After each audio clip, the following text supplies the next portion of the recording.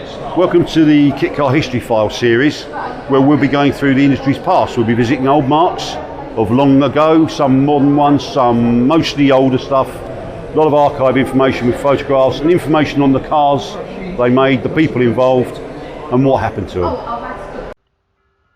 Hello, my name's Steve Holt, and welcome to the latest in our little series called Total Kitcar History Files, where we look at some interesting cars from the industry's past, from the last 74 years, I think it is, that kit cars have been around in the UK. This time, we focus on a very talented chap called Paul Bailey. Now, that's Paul Bailey and not Paul Banham. We'll be covering Paul Banham in a later episode. This guy, this was a designer, was called Paul Bailey. He came from the Bristol area. And to make it even a bit more confusing, he was friends with Paul Banham, and they both launched a Jaguar XJS based body conversion at roughly the same time, but more on that shortly. Bailey really got his big break, or his break, from when he worked at Rolls-Royce initially as an aeronautical engineer. And he was a car enthusiast, which obviously helps. He cut his automotive teeth working at a company called Glenfrome in Bristol. Or Glenfrome, I guess, is probably. I'm not sure about that, to be quite truthful. But anyway, Glenfrome. You get the gist of what I'm saying. They were obviously, if you knew about them, then you'll know that they modified and generally produced outrageous Range Rovers, six-wheelers, six-door stretch. A lot of them were used for falconry purposes, and they had some customers from the Middle East, some very well-heeled ones too, including the Sultan of Brunei, who had several of their cars. Paul Bailey worked there for a while, and he had a hand in quite a lot of stuff. He didn't design. Someone said that he designed the Glenfrome Facet. He didn't, actually. He had input on that, but he definitely didn't. That was the late Chris Humberstone. That was his handiwork primarily. What Bailey did have input on, definitely a lot of input, was an XJS that he stretched by a bit of a hefty 10 inches for the Sultan of Brunei. And I think he quite liked the XJS, and I think doing that gave him some gave him some inspiration for his later career, I think.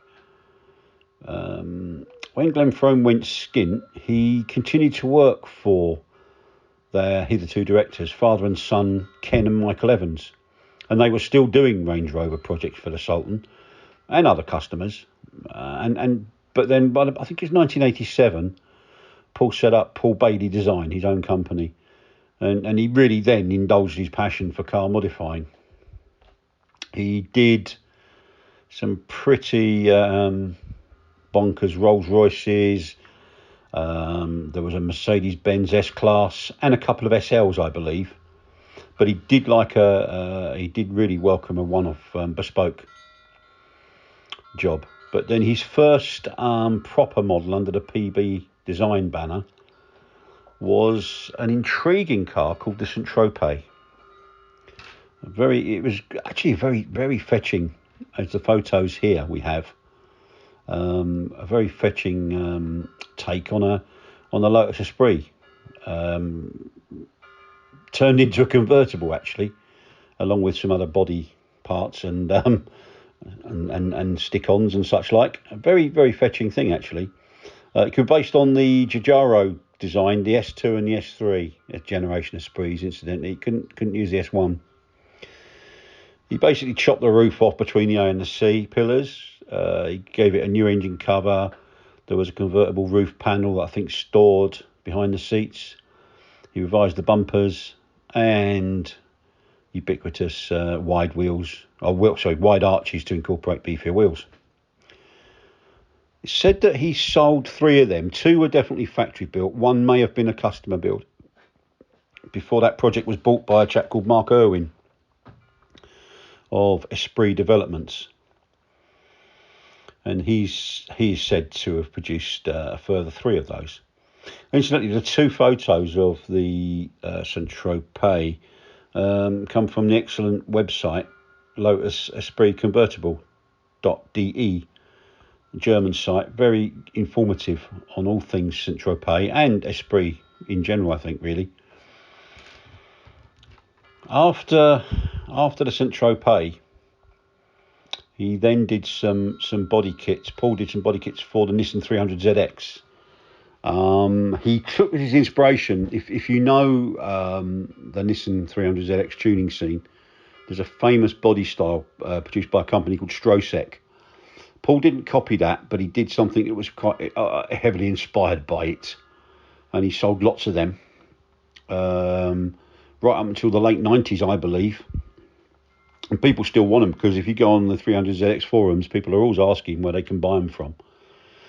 Not many people knew, but he sold that to an American company, and that was available until fairly recently. There was an expat Englishman trading as V12 Sports, I believe, but he seems to have... well, his website doesn't exist anymore, I don't think, last time I looked. But anyway, the major thing that Bailey did, as far as kit cars were concerned, was the XJS-based body kit called the Monaco. And that's when he kind of, I suppose filrted, probably not the right word, but he flirted with our industry, skirted around the edge of it, did a couple of shows. I know that Philby was a great fan of his ZX conversions, and he liked the Monaco as well. He was also accepted. He'd launched it previously. He first launched it to the Jaguar fraternity, who really liked it. But unfortunately, he was overshadowed with it by a little bit by Paul Banham, who came along at the same time, as I mentioned, with his XJSS model, which is also a body conversion for the XJS. It's a shame, really, because the Monaco was a really nice thing. And it was a good rival for the Banham car and other stuff like the Lister XJS, the Railton Claremont, that was a good one, which was William Towns' handiwork. Really nice that was. And a company called Hypersports, I think, did their take on the theme. But I remember Bailey saying, he actually said to me once, in the late 90s, he believed that a lot of people drew stuff or conceived designs that couldn't really be turned into reality. And he was quite strong on the point that his car turned out exactly as he drew it, really, and it's a very pleasing thing. I think there's some definite TVR influences in it, and even a bit of DB7, I think. He'd originally planned to offer the conversion panels in steel. He even went to Jaguar's sort of favoured prototyping company, Park Sheet Metal.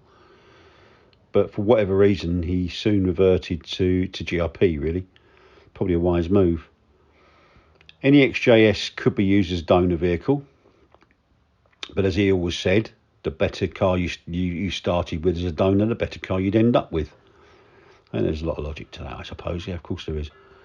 So therefore, 3.6, 4 litre, or even the XJ12, the V12 from that car, could be used. Indeed, Bailey's car was top spec, and he used a V12 in that, and it was tuned by famed Jaguar tuner Rob Beer, and that had a 7.3 litre engine from XJRS, I think.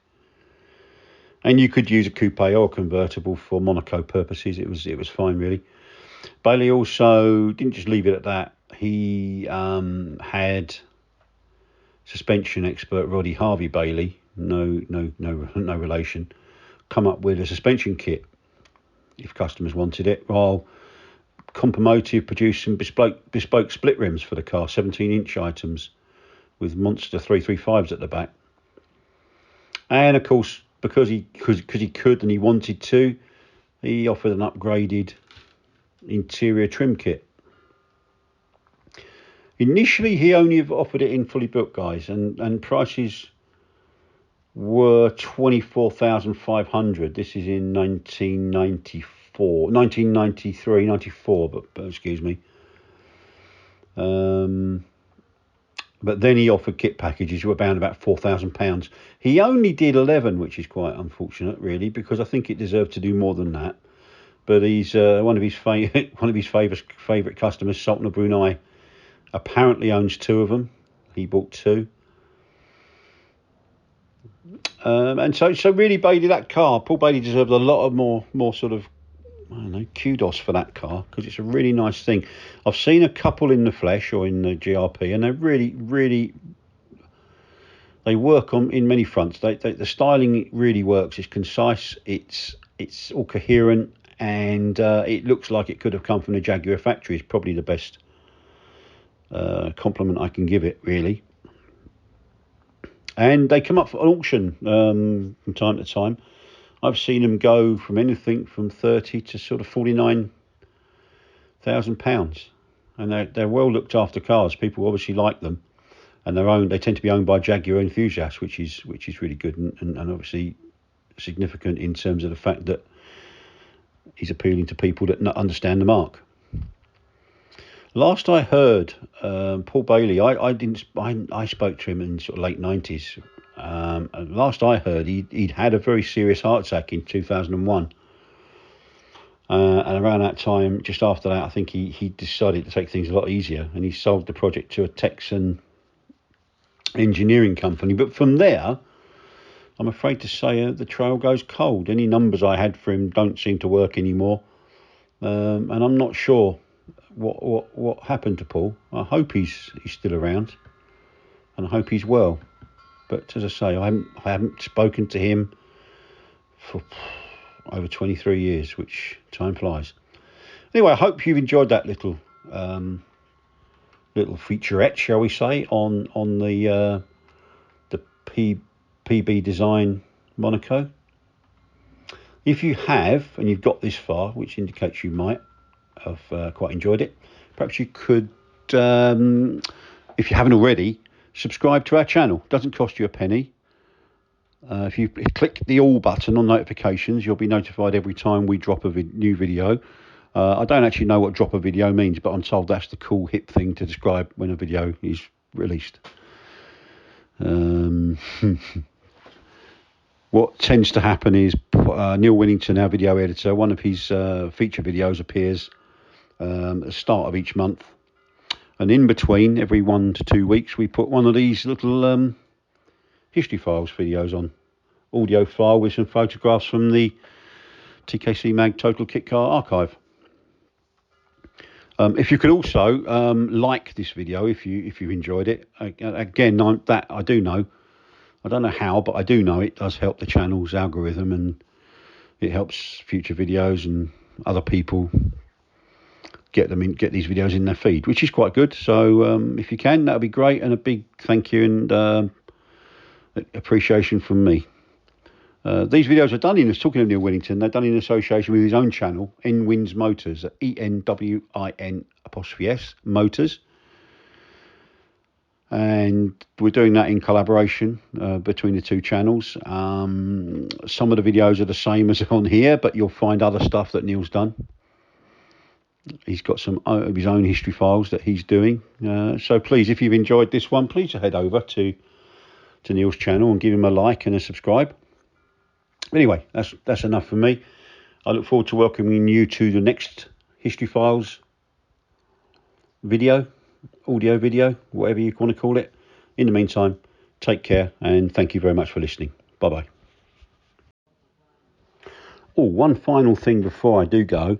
If you like classic kit cars and specials, we have a special section on our website at totalkitcar.com, which is updated every week, every Friday in fact, and has been for 23 years, which I'm rather proud of. But you'll find little features on cars like the G10 and all sorts of stuff on there, from historic 60s motorsport, some obscure stuff, some interesting stuff we like to think. And that's www.totalkitcar.com, and I'd really appreciate it if you could pay us a visit. Again, it's free,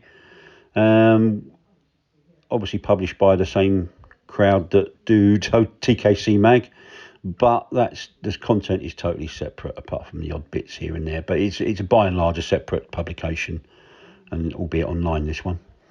Hope you enjoy it. If you haven't seen it already or haven't been for a while, we're still around and we're still kicking. So pay a visit to us. We have news and views on there, some features, and indeed, as I said, Classic Kit Cars and Specials is now residing on that website, and you'll find a separate menu button for that. So go and explore. I think last time I checked, there's about 52 separate features on Classic Kit Cars and Specials and Historic Motorsport. So plenty to hopefully entertain you when you've got 20 minutes, half an hour to read on the train or on the bus or on your laptop and in the lounge while you're having a cup of coffee or something, and while the missus is watching horrible soap operas on the telly. Thank you. Bye.